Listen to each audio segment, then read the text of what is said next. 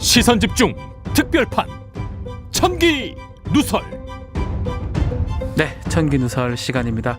내일 이제 투표고 결국은 이렇게 오는군요. 다 왔어요. 네. 천기 누설이 어쩌면 이 대선을 좀 생각하고 그렇게 만들었다고 보기는 어렵지만 아니 여러 번 얘기했지만 2020년 총선 때 시작했고 총선용으로 딱 5번만 짧고 굵게 하고 끝나자 했었죠. 이렇게 했던 건데 여기까지 왔네요. 와서 대선 이후에 어떤 일이 일어날지 모르지만 한 가지 예고 말씀드리면 대선 마치고 금요일 날 천기 누설은 있습니다. 정리를 해서 말씀을 드리면 내일하고 모레는 네. 유튜브 연장 방송이 아니라 본방 연장 방송이 이루어집니다. 네. 그래서 저희가 이제 8시 반에 이제 그 본방이 끝나는데 내일과 모레는 김종배의 시선집중은 본방에서 9시까지 진행이 됩니다. 그렇죠. 이 관계로 유튜브 연장 방송 없고요. 내일과 모레는 없습니다. 그래서 대선 결과를 총정리하는 천기 누설은 금요일 날. 금요일에 8시 30분에 유튜브에서 진행을 하는 많은 걸로 기대 부탁드리겠습니다. 이렇게 지금 정리가 됐으니까요. 네. 꼭 참고해 주시기 바랍니다. 네. 자, 대선 뭐 이제 다 됐는데요. 아직까지도 판세 얘기가 나오고 있고요. 여러 가지 얘기들이 있는데 일단은 각 당의 대표가 얘기했던 게 좀 눈에 띄는 게 있어요. 이준석 대표 같은 경우는 많이 이긴다. 자기들이 6, 8% 얘기도 했고요. 송영길 대표나 뭐 우상호 본부장 같은 경우는 우리가 낫다. 적게나마 우리가 이기고 있다라고 얘기를 하고 있는데 또 그 당대표 말고도 어제 유시민 작가가 KBS인가요 나와서 이제 보니까 1% 이길 것이다. 얼굴이 드러난다. 뭐 이런 얘기. 이게 관상입니까? 우리 여론 회사 중에 리얼미터가 있잖아요. 네. 리얼미터 말고 면상미터가 있더라고요. 그것도 뭐예요? 그게 뭐냐면 그 여론조사하는 사람의 얼굴을 보고 파악한다는 거예요. 네. 면상미터가 너무 좋다. 뭐 이렇게 뭐 네티즌끼리 재밌는 얘기가 있는데 어쨌든 유시민 이사장 작가 같은 경우는 민주당이 앞선다. 또 김재원 최고위원 같은 경우는 뭐 압도적으로 또 국민의힘이 앞선다. 이렇게 지금 아주 이게 분석이 되고 있는데. 근데 공개적으로 그러니까 타이틀을 달고 나와서 공개적으로 이야기하는 것은 저 사람이 적이니까 저렇게 얘기하겠거니 하고 네. 넘어갈 수 있는데 문제는 그 전에도 한번 제가 말씀을 드린 적이 네. 있어요. 여론조사 공표 금지 기간 들어가면 별별 썰이 다 돌거다. 그렇죠. 뭐 카톡이나 이런 걸 통해서 별별 이야기가 전반에도 있는데 지라시만 뭐 한 5개 받았어요. 그러니까 휘둘리지 마라라는 말씀을 드린 바가 있어요. 예, 맞습니다. 예. 이거는 일종의 어떤 그 선거 분위기를 만들어내기 위한 여론 플레이 측면이 있으니까 믿지 마시라 이런 네. 말씀을 드린 바가 있고 특히 투표 당일날 출구조사 지금 결과가 이렇게 나오고 있다더라. 이거는 특히나 믿지 마시라. 완전 거짓말일 것이다. 그건 불가능하니까 아니다. 그런 일 예. 없다라고 말씀을 드린 바가 있습니다. 요 얘기를 근데 마지막으로 좀 해야 되는 게 결국은 지지자들은 마음은 정해졌고 이게 강력한 지지자들이 수가 많을 겁니다. 그렇지만 마지막까지 저는 사전투표소에 가가지고 제가 놀랐던 게 제 네. 앞에 계신 분이 꽤 오래 안에 들어가서 계시더라고요. 그걸 말리는 게 후 보는 것 같기도 하고 뭐 잘 모르겠는데 들고 고민을 많이 하셨군요. 그래서 저는 누구 말대로 한 10%, 한 5% 그분들은 끝까지 투표장 가서 정하는 분도 계실 것이다. 아직 그렇죠. 그러니까 저도 그렇죠? 아직 부동층이 남아 있다고 봐요. 그래서 오늘도 그 부동층을 잡고 싶은 게 아마 양당의 마지막 어떤 사활이 아닌가 싶은데요. 그건 거기서 승패가 그렇게 갈리니까. 그 얘기 좀 해주십시오. 그 얘기를 좀 부동층. 오늘 네. 하겠습니다. 네. 그래서 오늘의 주제가 바로 그건데요. 그들은 봉선화가 아니다. 봉선화 연장이라고 하십니까? 손대면 덕하고 터질 것만 같은 그대. 그렇죠. 그 봉선화. 봉선하라 부를까. 참 별걸 다 해. 노래도 맞죠? 이거 맞죠? 성대모사. 손대면 턱 하고 터지는. 네. 예. 봉선화가 아니다. 이 말씀을 드리는 건데요. 네. 마지막 남은 그들이 바로 부동층 아니겠습니까? 그렇죠. 중도 부동층이잖아요. 제가 볼 때도 진영 결집은 이루어질 만큼 이루어진 것 같아요. 그러면 마지막 판세는 어디서 갈리느냐? 중도 부동층한테서 갈린다고 봐야 되는 거겠죠. 맞습니다. 예. 그렇기 때문에 지금 각 정당이 한편으로는 이들한테 약발이 먹힐 만한 수사, 정책 수사 총동원하고 있고 다른 한편으로는 자충수가 될 설화 조심하고 있는 상황입니다. 있고. 한 방에 잘못하면 이제 큰일 난다라고 네. 해서. 근데 이런 접근법에는 크게 2개의 전제가 깔려있다고 봐야죠. 어떤 겁니까? 첫째, 이 중도 부동층은 이들은 보통 수동적이다. 그렇기 때문에 어떻게 우리가 자극을 하느냐에 따라서 휘둘린다. 이렇게 설정되는 부분이 있어요. 네. 능동의 주체로 보지를 않죠. 수동적이다. 두 번째는 이 사람들은 되게 예민한 사람들이라고 봐요. 아하. 그래서 조심해서 다뤄야 된다. 이런 식으로 접근을 하죠. 그래서 손대면 턱 하고 터질 것만 같은 봉선화로 설정을 하고 있다는 거죠. 왜 그 노래를 그냥 왜 불러라 했는지 이제 알았겠네요. 그렇죠. 예. 여기에는 오래된 정석이 있죠. 아하. 중도부동층은 정당 충성도가 낮고 네. 그래서 이슈 민감도가 높고 대세 추종적이다. 뭐 이런 식으로 특성을 분류를 하잖아요. 그래서 이게 이제 봉선화라고 하는 어떤 이미지를 낳은 건데 근데 지금 진행되고 있는 대선판에서 나타나고 있는 중도 부동층의 특성을 보면 이런 정석이 틀렸다가 아니라 그렇죠. 이 정석이 일면만 담고 있는 마저 담지 못하는 그들의 고민의 궤적이 있는 것 같다.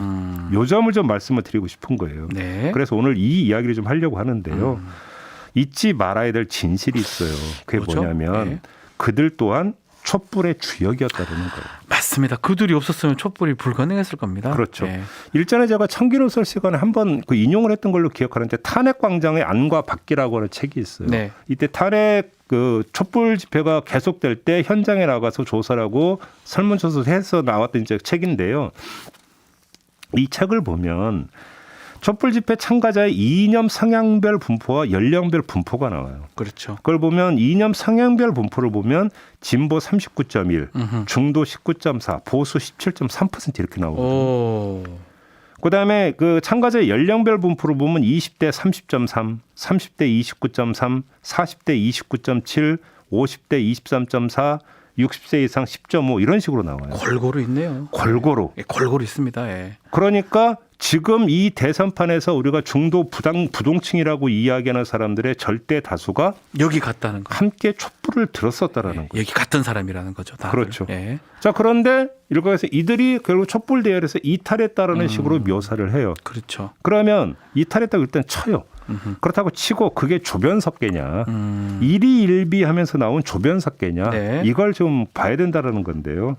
여기에는 제가 볼 때는 잘못된 진단, 더 나아가서 의도적인 좀 왜곡이 있는 것 같아요. 아하. 설명해 주셔야 될 것 같아요. 그러니까 일반적인 묘사가 이런 거잖아요. 예. 중도층의 이탈을 오만해진 민주당 정권의 위선적이고 정치 일변도의 행태에서 그 원인을 찾잖아요. 네, 맞습니다. 그러면서 그 대표적인 사례로 두 가지를 꼽거든요. 하나가 적폐청산을 빙자한 정치 보복. 두 번째가 조국 사태에서 드러난 위선. 이 두 가지가 결국은 결정적이었고 이게 자극 요인이 돼서 중도층이 이탈했다. 국민의힘에서도 이렇게 보는 것 같고 이런 식으로 주장을 언론에서도 하잖아요. 많이 이렇게 얘기가 되는 것 같아요. 그렇죠. 네. 근데 한번 제가 여기에 한번 딴지를 걸어볼게요. 첫 번째 반증. 네. 반증 두 가지가 있는데 첫 번째 반증이 이거예요. 촛불을 들고 외친 것 중에 하나가 뭐였는지 아세요? 구호가 적폐청산이었어요. 아까 제가 말씀드렸던 탄핵광장의 안과 밖이라고 하는 책을 보면 예. 2016년 10월 29일 1차 촛불 집회부터 2017년 3월 11일 제20차 촛불 집회까지의 메인 슬로건을 분석을 해요. 네. 이 분석 결과를 보면 2016년 12월 17일 아마도 피크점이었을 때 그렇죠. 8차 집회부터 적폐청산이라는 단어가 메인 슬로건에 등장을 해요. 그러면서 2017년 1월 7일까지 11차 집회까지 메인 슬로건에 적폐청산이 등장하고 적폐청산. 네. 그러니까 그때 시민들이 촛불을 들고 적폐청산을 외쳤다라는 거예요. 네. 두 번째, 적폐청산 수사가 한창 진행될 때 문재인 대통령의 국정수행 지도는 고공행진을 하고 있었어요. 고점을 형성하고 있었어요. 맞습니다. 따라서 적폐청산이 자기 무덤을 팠다라는 보수 쪽의 주장은 제가 볼 때는 정치적 되치기용 역사 왜곡이다. 저는 그렇게 봐요. 네. 이것이 중도층 이탈을 부른 이유가 저는 아니라고 생각을 해요. 예. 두 번째 반증을 한번 봅시다. 2020년 총선 결과인데 우리가 총선 청기 노설할 때 짚었던 거니까 한번 기억을 잘 더듬어 보세요. 네. 이때 일반적으로 어떤 분석이 많이 있었냐면 2020년 4월에 총선이 있었잖아요. 그렇죠. 2019년 8월부터 해서 이른바 조국 사태가 전개가 돼요. 이러면서 중도층이 다 떨어져 나갔다라고 하는 것들이 그때 일반적 분석이었고 그렇죠. 그러면서 내로남불이라고 하는 거에 대해서 국민들이 아마 정권을 심판할 거다라는 이야기가 많이 있었고 그래서 그때 그 미래통합당이었습니까? 네. 이때 기세등등을 했었고 그러면서 정권 심판은 당위 명제였고 그것의 이유는 내로남불 아니었습니까?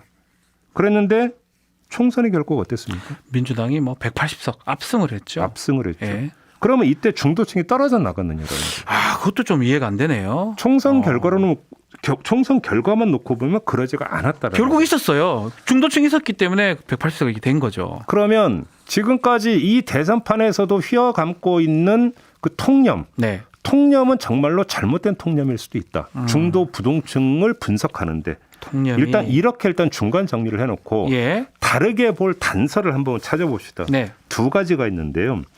첫 번째는 다시 아까 그 책 탄핵광장의 안과 박.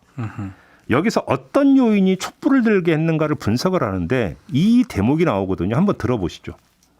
계층에 따른 집회 참가 비율은 거의 차이가 없다. 또한 계층의 순서에 따라 참가 비율이 높아지거나 낮아지는 일관적인 패턴이 나타나지 않는다. 이러한 결과는 촛불 집회에 참가하는 이유가 경제적 문제에서 기인하지 않는다는 것을 보여준다. 대통령과 관련된 비리에 분노한 시민들이 참가한 것이며 경제적 불평등이나 경제 계층 간의 갈등이 집회 참가를 촉발한 것은 아니라는 사실을 확인할 수 있다. 지금 요 책에 그러니까 기술되어 있는 그 한 단락을 그대로 읽어드렸는데요. 네. 이 진단에 따르면 그 촛불 대열의 지속성 그리고 촛불 대열의 견고성을 가른 요인은 경제 요인이 아니었다는 그렇죠. 거예요. 경제가 아니다. 사실 그때 정경유착 이야기는 많이 나왔죠. 정경유착 이야기는 많이 나왔지만 어떤 그 재벌 체제의 문제에 대해서는 문제 제기가 이루어졌지만 우리 먹고 사는 문제에 대한 이야기는 촛불에 사실은 담겼다고 볼 수는 없어요. 뭐 거의 없었다고 보는 게 맞는 것 같아요. 예. 그러니까 무슨 이야기냐면 경제 문제 때문에 촛불 대열에서 이탈했다는 이야기는 그건 촛불에 대한 배신이라고 볼 수가 없고요. 그렇죠. 촛불 너머의 경제가 있었다는 얘기예요. 촛불 너머에 경제가 있었다. 그 예가 예를 들어서 이런 거 보죠. 문재인 정권이 출범한 후에 정권적 차원에서 첫 번째 파열음이 뭐였던 건지 기억나세요 혹시? 제가 기억하는 바로는 소득주도 성장론이었어요. 그렇죠. 소주성이라고 했죠. 그러면서 최저임금 인상 이거에 대해서 지금 이제 대선에 나왔었던 김동연 당시 경제부총리하고 장하성 정책실장이 뭐 갈등을 벌인다 이런 얘기 많이 있었어요. 보도가 많이 됐고요. 그러면서 노동자와 자영업자 간의 갈등도 있다. 그다음에 노노 갈등이 있다. 이런 이야기 많이 나왔어요. 네. 자, 그러면 바로 촛불 직후였었어요. 만약에 촛불에서 이 그 먹고 사는 문제라고 하는 것이 촛불의 어떤 핵심적인 중요한 내용이었다라고 한다면 이렇게 바로 이견이 노출되면서 갈등 양상이 빚어졌겠느냐라는 점이죠. 이 점을 일단 하나를 먼저 체크를 하고요. 네. 두 번째 단서로 넘어갑시다. 아까 총선을 이야기를 하면서 이때는 여의도 보수와 아스팔트 보수가 다 함께 결합을 했었잖아요. 그렇죠. 보수가 말 그대로 총궐기를 했었잖아요. 그런데도 중도층이 총선에서 이 그 총궐기한 보수의 손을 들어주지 않았던 이유가 있었어요. 이건 우리가 총선 청기누설하면서 분석을 한 적이 있는데 네. 코로나가 있었어요. 코로나라는 아주 중요한 변수가 있었습니다. 그렇죠. 보수 쪽에서는 문재인 정권이 그 전 국민 그 지원금 주면서 매표를 했다. 그래서 총선 이긴 거 아니야 이런 식으로 이야기를 하지만 그때 총선 청기누설을 하면서 저도 그 분석을 한 적이 있지만 그거보다 더 중요한 게 뭐냐면 코로나에 전력을 다하는 문재인 정권의 그 노력, 네. 하고자 하는 그 노력, 여기에 결국은 단합으로 화답한 측면이 컸다. 그렇죠. 그런 얘기를 했잖아요. 그 노력에 하여튼 해줬다. 그 진정성 이런 거. 그러면 거칠게 이야기하면 뭐가 되는 거예요? 이른바 조국 요인이라고 하는 것들이 계속 작동이 되고 있었음에도 불구하고 네. 그거보다도 코로나라고 하는 걸 통해서 국민의 생명과 안전을 지키려고 했던 정권적인 노력에 대해서 더 높은 점수를 줬다. 네. 이런 이야기가 되는 거잖아요. 그러니까 정리를 하면 정리가 필요하네요, 이제. 예. 중도 부동층은 손대면 톡하고 터지는 봉선화도 아니고요. 바람에 이리저리 흔들리는 갈대도 아니었다는 거예요. 때도 아니다. 지난 5년간의 과정을 되돌아보면 예. 이들은 어찌 본다면 거꾸로 일관되게 하나만 보고 걸어온 사람들이라고도 분석할 수가 있어요. 하나만 보고 있다. 하나만. 그게 뭐냐? 뭐죠? 바로 먹고 사는 문제다. 그렇지 않습니까? 이해가 됩니다. 먹고 사는 일관되게 문제. 지금 네. 작동했던 것들을 보면 그렇게 지금 분석이 가능하다라는 거예요. 네. 잘 봐요. 그러니까 민주당이 그러니까 전국 단위 어떤 선거에서 연전연승으로다가 처음으로 아주 큰 패배를 맛본 게 4.7 보궐선거예요. 재보궐선거요. 이때 보궐선거가 뒤흔들었던 게 뭡니까? 부동산 요인이었잖아요. 그렇죠. 결국은 다 연결이 된다는 얘기예요. 이렇게 놓고 본다면 이런 분석을 토대로 이번 대선에 요 내용을 적용을 하면 아하. 결국 아직도 마음을 못 정하고 있는 중도 부동층이 있다면 있죠. 있겠죠. 예. 이들의 마음을 가를 최대 요인은 제가 볼 때는 먹고 사는 문제에 대한 해법 제시 능력이 있을 것이다. 결국은 그럴 것이다. 저는 그렇게 봐요. 네. 저는 대선이 본격화되기 전부터 이 자리에서 여러 번 그런 말씀을 드린 적이 있었어요. 대선의 시대 정신은 삶의 안정성이 되어야 된다. 왜 그러냐면 4차 산업혁명의 코로나 팬데믹의 여러 가지 부분에 있어서 삶의 불안정성이 지금 엄청나게 커진 상태에서 어떻게 안정된 삶을 영위할 수 있도록 정책을 펼 것인가가 대단히 중요한 문제다. 네. 그런데 솔직히 말씀을 드려서 이거에 대한 화답이 제대로 이루어지지를 못했어요.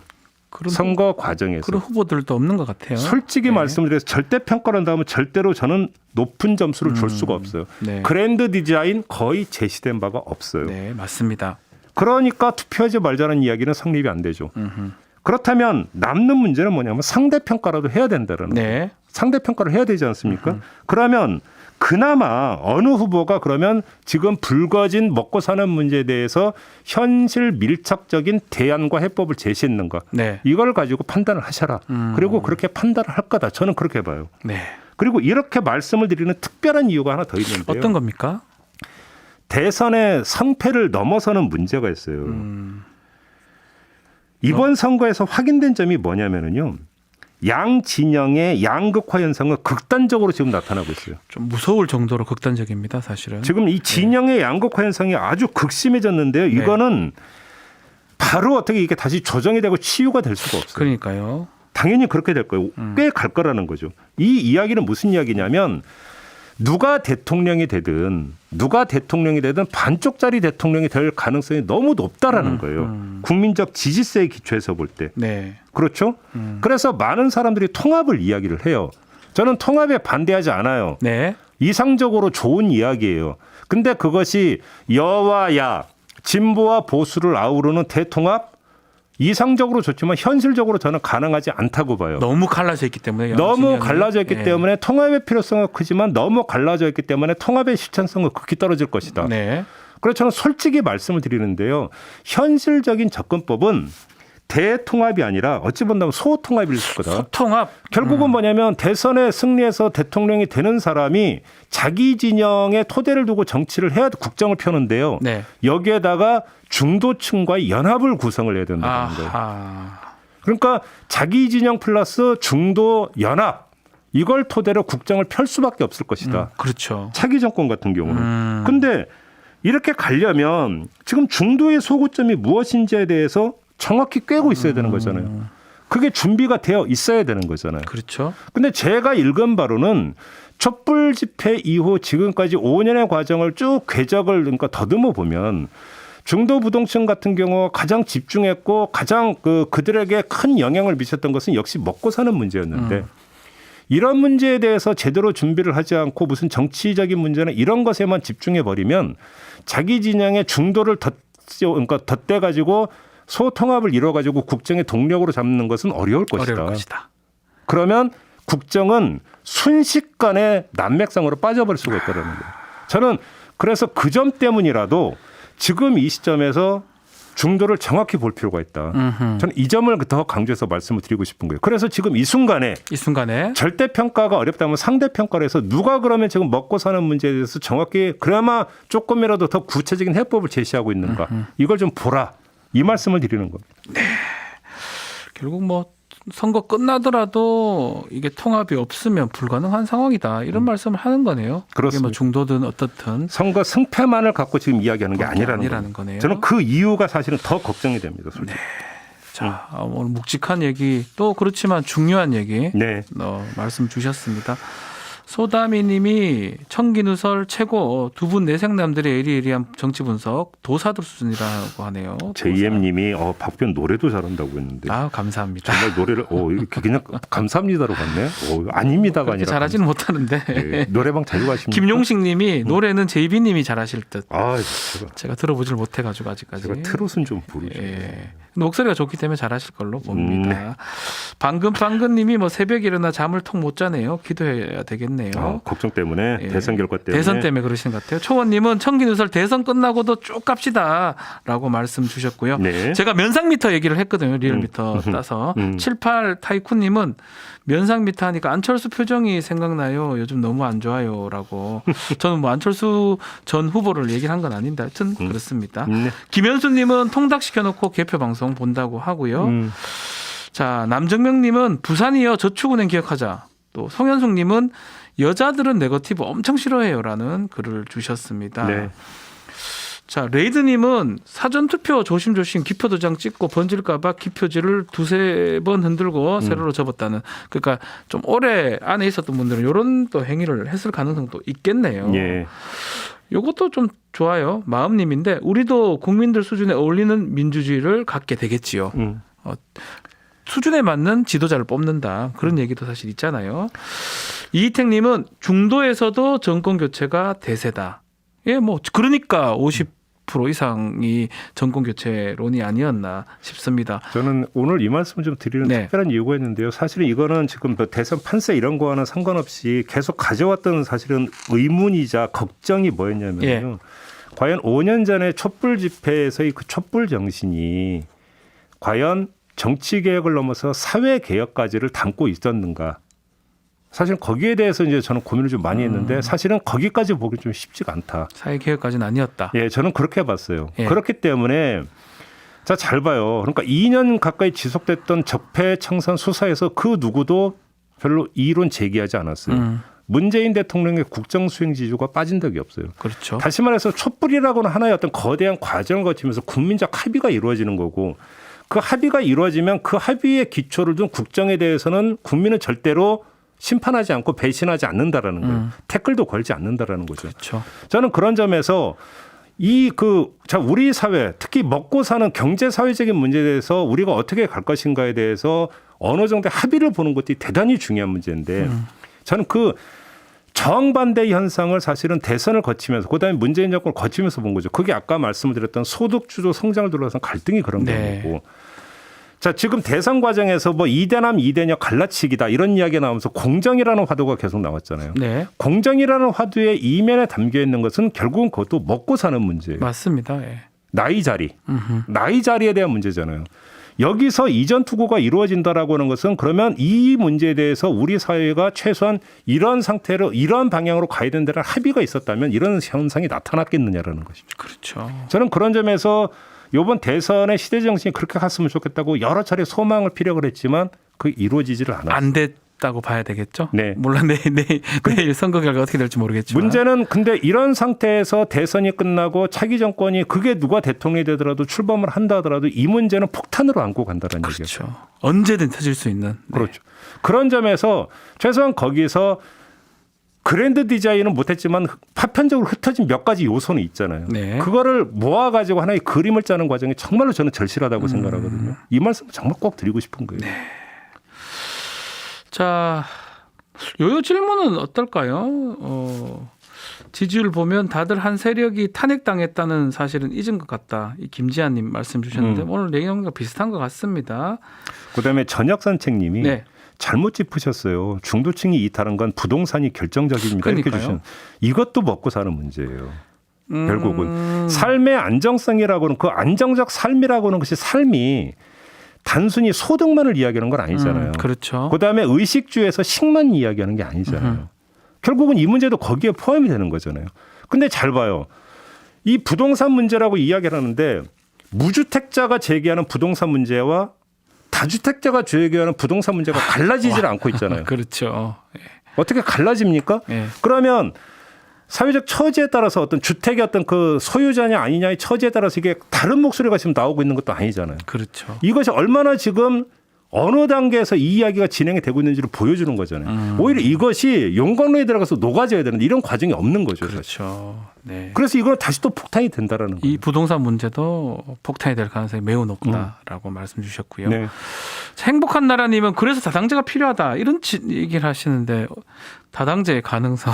근데 저는 여기서요 한 가지 더 말씀드리면 예. 다당제를 반대하지 않아요. 네. 반대하지 않는데 다당제는 한 번도 오지 않은 미래가 아니에요.